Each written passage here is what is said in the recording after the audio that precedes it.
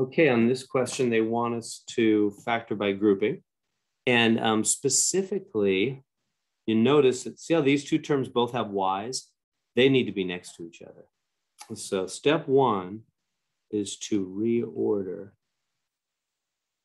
So the y terms are together. So in other words, I'm going to switch the order on these two in the middle.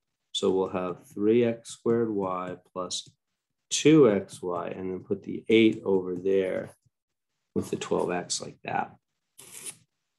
All right, good. So put the two y terms. So these are both y terms now. They're together. And then you can factor. Now, how do we factor with grouping groups? So that means we're going to do the first two and the last two separately. Okay, so how do we factor those first two? What do they share in common? They both have a y, don't they? So they both have a y. Oh, and they both have an x also. Yeah, x and y, right? Now, what about x squared? Well, remember when they both have the same letter, x squared and x, you take the lower power. So the lower one is regular x. So they have in common xy, not just y. Gotta be a little careful there. So what does that leave? xy times 3x. We good there? Because there's an invisible 1 power on both those x's, they add to be 2, right? xy times 3x is going to be 3x squared y. And xy times 2 times 2 is 2xy. Yeah. Okay, it's tricky. And then the back two, what do these guys share in common? What goes into 8 and 12?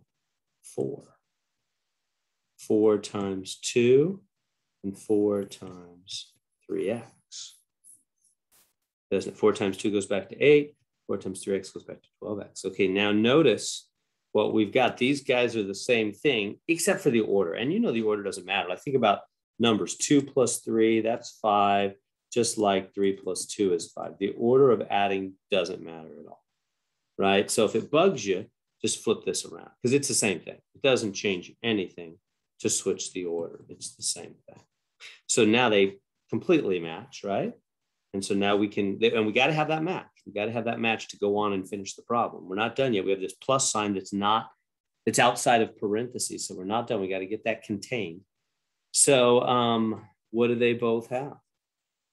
How are we going to finish this problem? Well, what we're going to do is imagine, if you're confused, imagine if that was this big old term was just a big old W. It was a big old W. And you had XYW plus 4W. What would you do? You'd go, oh, okay.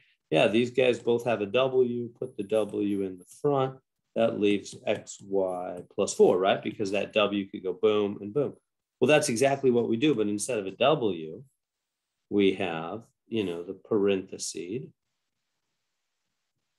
3x plus 2. That's what they have in common. So you can picture it. Imagine this is a big old blob. Just think of it as, I know it's two separate things. You kind of think of it as separate, but think of it as one big old chunk. You could also think of it that way. Boom, it go back to the right of the x line. Boom, be back here and here, right? It's right factoring. Now you say, well, yeah, but can we do it independently? You could. If you did it independent, you go all the way back to here. It is right. And here we're done because all the pluses are contained in parentheses. So there's the factorization. Here we go.